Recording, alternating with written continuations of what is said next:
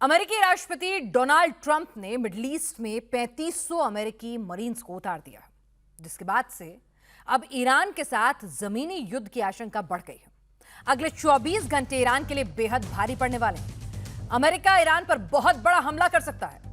थोड़ी देर पहले ईरान ने ट्रंप को चेतावनी दी थी, अमेरिकी सैनिक पैराशूट से आएंगे तो ताबूत में जाएंगे। ट्रंप का दावा 3 दिन में युद्ध खत्म करने का था, लेकिन आज 30 दिन बाद अगले 300 दिन का भी कोई ठोस प्लान ट्रंप के पास नहीं है। दूसरी तरफ ईरान अमेरिकी बेस को बार बार टारगेट कर रहा है। दुबई, कतर, बहरीन, सऊदी अरब पर जोरदार हमले बोल रहा है। ट्रंप के लिए ईरान एक ऐसा हेडेक बन गया है जिसकी हर दवा के लिए डॉक्टर मना कर रहे हैं।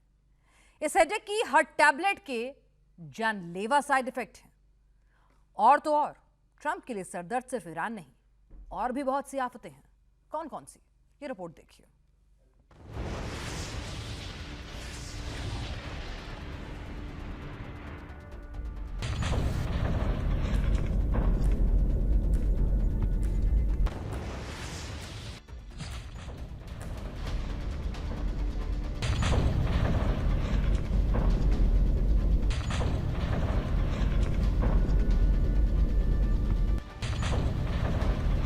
युद्ध के 30 दिन हो गए हैं।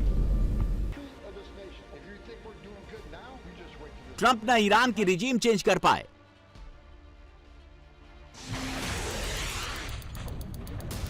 न ईरान पर ट्रंप कब्जा कर पाए।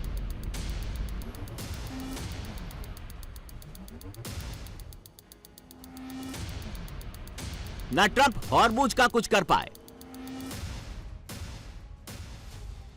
ट्रंप को कुछ समझ में नहीं आ रहा है।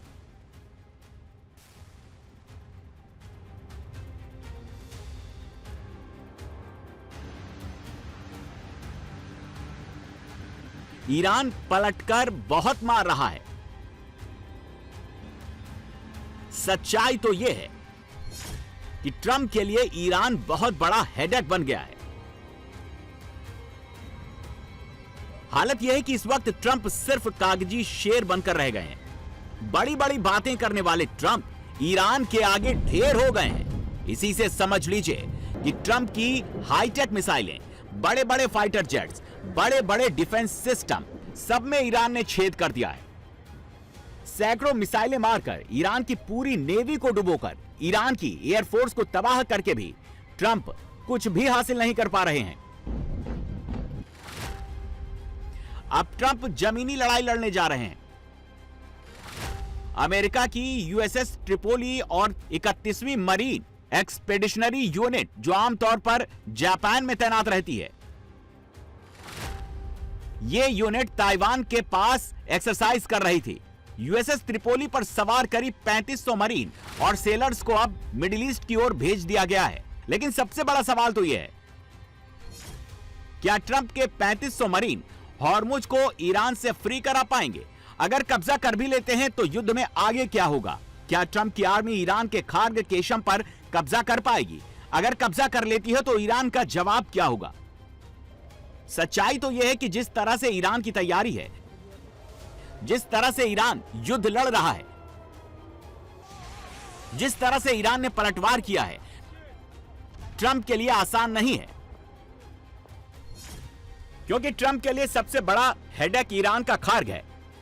पारस की खाड़ी में खार्ग ईरान का एक छोटा सा आइलैंड है जो लगभग 5 मील लंबा, ईरान के तट से 24 किलोमीटर दूर है। यहां पर लगभग 90% तेल निर्यात होता है। खार्ग के पास समंदर गहरा है, इसीलिए ज्यादातर बड़े टैंकरों की लोडिंग यहीं पर होती है। ट्रंप का टारगेट नंबर 1 खार्ग है, क्योंकि ट्रंप को लगता है कि खार्ग पर कब्जा मतलब ईरान के इकोनॉमी को एक ही चोट में तबाह कर देना। अगर यह कामयाब हो जाता है, ईरान के भीतर जाने से पहले ही ईरान दबाव में आ जाएगा। क्लियर टारगेट का बड़ा इंपैक्ट दिखेगा। खार्ग पर छोटा सा धक्का भी मार्केट और रेवेन्यू को हिला देगा। लेकिन अगर यह नहीं हुआ, अमेरिका खार्ग पर कब्जा नहीं कर पाया, तो अमेरिका के लिए खार्ग सबसे बड़ा हेडेक भी बन सकता है। ट्रंप जितना सोच रहे हैं, ईरान की तैयारी देखकर यह आसान नहीं लगता। ट्रंप के लिए खार्ग पर बड़ा हेडेक क्यों है, वो भी जान लीजिए। अमेरिकी मरीन को स्ट्रेट ऑफ हॉर्मुज से गुजरना होगा। 500 किलोमीटर ईरान के तट के साथ चलना पड़ेगा। जहां से वो ईरानी मिसाइल, ड्रोन और तोपखाने की रेंज में होंगे। हॉर्मुज में ईरान की बारूदी सुरंगें अमेरिका के लिए बड़ा खतरा है। ईरान की मॉस्किटो फ्लीट, छोटी छोटी नावों से बचना आसान नहीं है। ईरान के नेवी ड्रोन जो किसी भी टारगेट को तबाह करने की ताकत रखते हैं। जिस मकसद से अमेरिका खर्ग पर कब्जा करना चाहता है, ईरान अपने कुछ एक्सपोर्ट दूसरे रास्तों से कर सकता है। ऐसे में अमेरिका के अपने मरीन की 24/7 सिक्योरिटी बड़ा चैलेंज बन सकती है। ऐसे में ट्रंप अगर ईरान के साथ जमीनी लड़ाई की सोच रहे हैं तो सच्चाई तो यह है कि ट्रंप के लिए यह आसान नहीं है। ट्रंप का दूसरा टारगेट ईरान का केशम आइलैंड है। केशम ईरान का वो स्ट्रेटेजिक पॉइंट है जहां से ईरान पूरे स्ट्रेट ऑफ हॉर्मुज को कंट्रोल करता है। ट्रंप की रणनीति केशम को कंट्रोल कर हॉर्मुज को ईरान के कब्जे से आजाद कराने की है। ट्रंप अगर केशम पर कब्जा कर लेते हैं, ग्लोबल ऑयल गैस के चोक पॉइंट पर कंट्रोल हो जाएगा। शिपिंग में ईरान के हस्तक्षेप की ईरान की पावर कम हो जाएगी। सिर्फ तेल ही नहीं, पूरे ग्लोबल बिजनेस पर असर पड़ जाएगा। ईरान युद्ध में अमेरिका की बड़ी रणनीतिक जीत हो सकती है,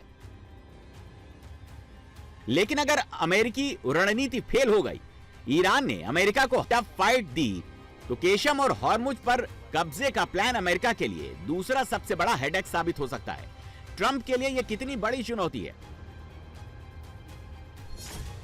ईरान ने केशम और हॉर्मुज के पास अपनी पूरी ताकत लगा रखी है।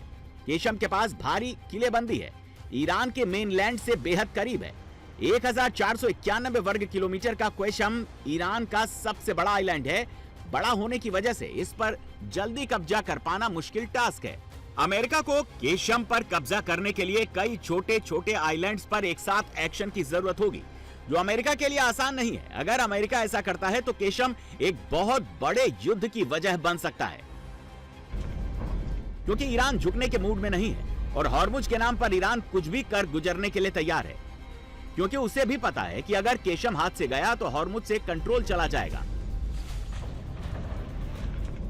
और ऐसी कोई परिस्थिति बनती है तो यकीनन युद्ध बहुत ही विध्वंसक हो जाएगा। ट्रंप बहुत बोल रहे हैं, लेकिन हकीकत यही है, ईरान को घुटने पर झुकाना ट्रंप के लिए आसान नहीं है, क्योंकि चुनौती ट्रंप के सामने और भी कई हैं, जिसमें ईरान के छोटे छोटे आइलैंड अमेरिकी फौज के लिए सबसे ज्यादा घातक हैं। अबू मूसा जैसे द्वीप पर ईरान ने अपने रडार मिसाइल और नेवी ऑब्जर्वेशन के सिस्टम लगा रखे हैं, इसीलिए अमेरिका ग्राउंड अटैक करके ईरान की इस ताकत को कमजोर करना चाहता है।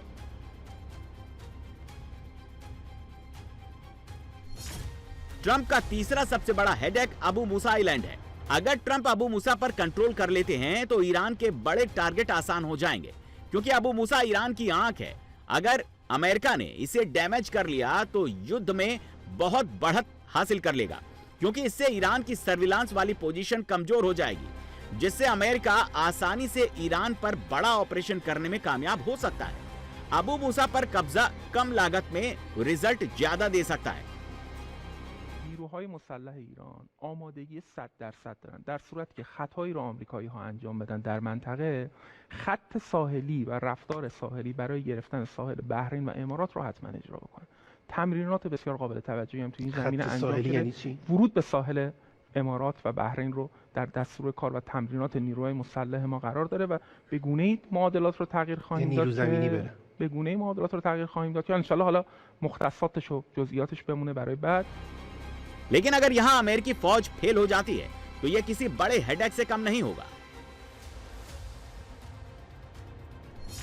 अमेरिका ईरान पर जो बड़े लेवल पर नुकसान पहुंचाने की सोच रहा है वो नहीं कर पाएगा। स्ट्रेटेजिक दबाव तो बनेगा, लेकिन रणनीतिक नुकसान हो सकता है। ईरान की बड़े जवाबी हमले की संभावना ज्यादा है, जो टेंशन को और एक्सीलेट कर सकता है। ट्रंप के लिए ये जितना बोलना और बयान देने में आसान लगता है, ये उतना आसान है नहीं। अमेरिका को लगता है कि ईरान के न्यूक्लियर भंडार को चोट पहुंचाकर ईरान को सरेंडर के लिए मजबूर कर सकता है। अमेरिका का अगला टारगेट ईरान के यूरेनियम स्टॉक है। ईरान के पास लगभग 400 किलोग्राम 60% इनरिच यूरेनियम है। इसे ईरान ने इस्फहान के पास अंडरग्राउंड में कहीं छिपा रखा है। अगर अमेरिका यहां हमला कर यूरेनियम स्टॉक को तबाह कर देता है तो यकीनन युद्ध में एज पा जाएगा। अमेरिका सबसे बड़े प्रेशर पॉइंट को तुरंत खत्म कर देगा। न्यूक्लियर पावर के मुद्दे पर ईरान झुकने को भी मजबूर हो सकता है। हो सकता है कि पूरा युद्ध का रुख ही बदल जाए। लेकिन अमेरिका के लिए यह इतना इजी भी नहीं है। पूरे युद्ध की स्क्रिप्ट ही ईरान के न्यूक्लियर पावर को लेकर लिखी गई है और ईरान अपनी न्यूक्लियर ताकत को गले की नस समझता है। अगर उसे झुकना होता तो वो युद्ध की स्थिति आने ही नहीं देता, और जब बात उसके न्यूक्लियर एसेट की तबाही की आ जाएगी तो वो चुप नहीं बैठेगा। और अगर अमेरिका ईरान के न्यूक्लियर एसेट को तबाह नहीं कर पाया तो बहुत बड़ा अमेरिका के लिए सिरदर्द बन सकता है, क्योंकि ईरान के न्यूक्लियर साइट्स को मिटाना आसान नहीं है। न्यूक्लियर साइट्स को तबाह करने के लिए अमेरिका को ईरान के भीतर अंदर घुसकर ऑपरेशन को अंजाम देना होगा। न्यूक्लियर एसेट्स को ढूंढना और उसे सुरक्षित कर निकालना ईरान के अंदर जाकर आसान नहीं होगा। एक गलती से बड़ा खतरनाक नतीजा हो सकता है। न्यूक्लियर रेडिएशन से लाखों लोगों की जिंदगी पर खतरा हो सकता है, जो ईरान के साथ ही साथ अमेरिकी फौज के लिए बड़ा रिस्की विकल्प है। دریایی سپاه طی یک عملیات غافلگیر کننده چندین مرکز تجمع تروریست‌های صهیونی آمریکایی در جزیره بوبیان را مورد تهاجم ترکیبی موشکی و پهپادی قرار داد. در این تهاجم با انواع پهپادهای انهدامی و موشک‌های بالستیک تعداد زیادی از تفنگداران تروریست آمریکایی تهاجم علیه سربازان تروریست آمریکایی در هر نقطه‌ای از این منطقه تا نابودی کامل آنها از سرزمین مسلمانان به فضل الهی با حملات کوبنده. ईरान जिस तरह से युद्ध लड़ रहा है वो खुद अपने न्यूक्लियर एसेट्स के साथ कुछ खतरनाक कर सकता है, जिसका परिणाम भयावह हो सकता है, जिसका इंडिकेशन ईरान ने दे दिया है कि वो ईरान के लीड न्यूज़पेपर तेहरान टाइम्स के जरिए ईरान ने अमेरिका को सीधी चेतावनी दी है। कहा है कि अगर जमीनी हमला हुआ तो उसके अमेरिकी सैनिक ताबूतों में लौटेंगे। तेहरान टाइम्स के फ्रंट पेज पर वेलकम टू हेल हेडलाइन के साथ पब्लिश की गई है और ये चेतावनी ऐसे समय आई है जब अमेरिका ईरान में ग्राउंड ऑपरेशन के लिए यूएसएस त्रिपोली के 3500 मरीन को उतारने की खबर आ चुकी है। अखबार के फ्रंट पेज के विजुअल प्रेजेंटेशन ने भी इस चेतावनी की सीरियसनेस को और बढ़ा दिया है, जिसमें भारी हथियारों से लैस ईरानी सैनिकों को एक फाइटर जेट्स की ओर बढ़ते देखा गया है। इसके जरिए ईरान ने संदेश दिया है कि उसकी तैयारी भी पूरी है। तेहरान टाइम्स की फोटो और बोल्ड हेडलाइन का स्पष्ट संकेत है, ईरान किसी भी जमीनी कार्रवाई का जोरदार जवाब देने के लिए रेडी है। अमेरिका के लिए ग्राउंड ऑपरेशन क्यों सिरदर्द है? ईरान के पास इस वक्त एक्टिव आर्मी करीब 5.5 लाख से 6 लाख के बीच है। रिजर्व फोर्स करीब 3.5 लाख है। बासिज यानी वॉलंटियर फोर्स करीब 10 लाख के आसपास है। ईरान जिस तैयारी में है उससे तो लगता है कि अगर जमीनी युद्ध हुआ या ट्रंप का सिरदर्द और बढ़ाएगा, क्योंकि ताजी रिपोर्ट आ गई है। अब ईरानी अपनी वीमेन ब्रिगेड को भी तैयार कर रहा है, जिसकी तस्वीरें भी सामने आई हैं। बासिज फोर्स की ये ईरानी महिलाएं नकाब पहने हुए हैं, हाथों में राइफल है, राइफल लेकर अमेरिका से लड़ने के लिए तैयार हैं। अमेरिका ने ईरान की रिजीम चेंज करने के पीछे महिलाओं के साथ जुल्म की एक वजह बताई थी, जबकि हालत यह है कि ईरान की महिलाओं ने ईरान के लिए शहीद होने के लिए हाथों में राइफल उठा लिए हैं।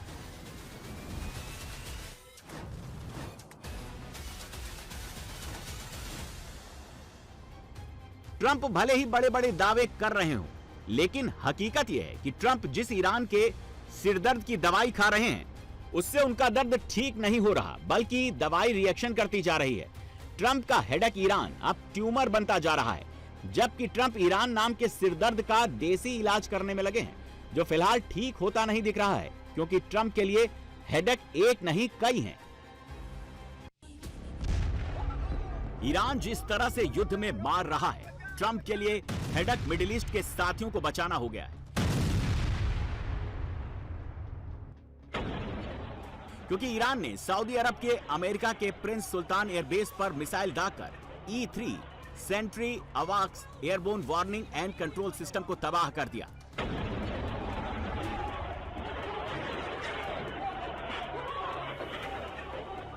ईरान के Islamic revolutionary guard corps IRGC ने दावा किया कि दुबई में भी उसने अमेरिकी बेस को ठिकाना बनाया, जहां 500 से ज्यादा अमेरिकी सैनिक तैनात थे। कुवैत के अंतर्राष्ट्रीय हवाई अड्डे पर कई ईरानी ड्रोन गिरे हैं, जिसमें एयरपोर्ट का रडार सिस्टम को नुकसान पहुंचा है।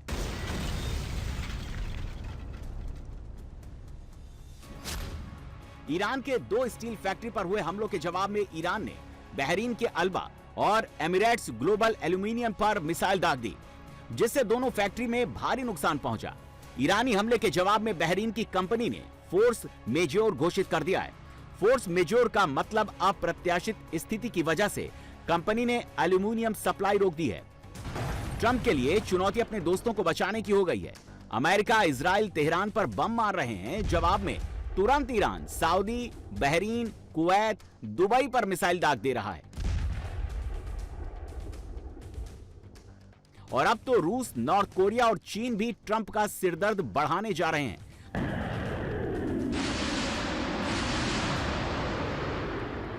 अगर यूक्रेन के राष्ट्रपति जेलेंस्की की माने तो रूस ईरान को बैकडोर से पूरी मदद कर रहा है। रूसी सैटेलाइट तस्वीरों के इस्तेमाल के कारण ईरान ने सटीक हमले किए। यूक्रेनी खुफिया एजेंसी के अनुसार रूसी सैटेलाइट ने हमले से कुछ ही दिन पहले 20 मार्च, 23 मार्च और 25 मार्च को सऊदी अरब के प्रिंस सुल्तान एयरबेस की तस्वीरें ली थी। 26 मार्च को ईरान ने प्रिंस सुल्तान एयरबेस पर हमला किया, जहां अमेरिकी और सऊदी दोनों सेनाएं तैनात हैं। ईरान ने बेस पर 6 बैलिस्टिक मिसाइलें और 29 ड्रोन दागे थे।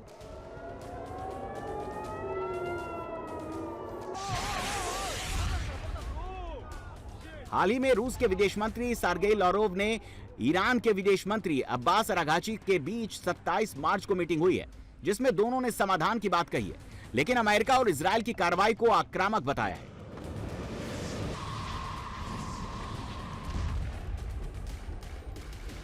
उधर नॉर्थ कोरिया के तानाशाह किम जोंग यून युद्ध के बीच लगातार मिसाइल की टेस्टिंग कर रहे हैं और नए नए हथियार निकाल रहे हैं।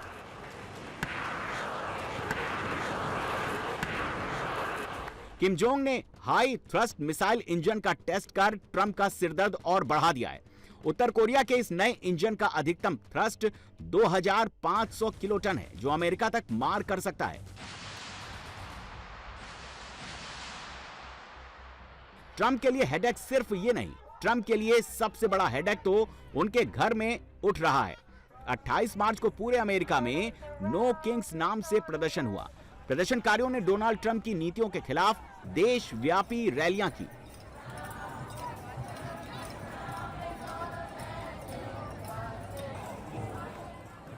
ये उनके दूसरे कार्यकाल का तीसरा बड़ा एकजुट प्रदर्शन था, जिसमें 3000 से ज्यादा कार्यक्रम हुए।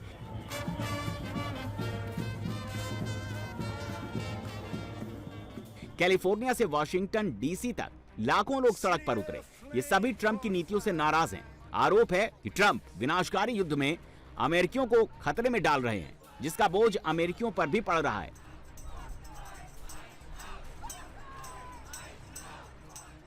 मतलब ट्रंप के लिए चुनौती सिर्फ ईरान नहीं, घर में भी बढ़ गई है।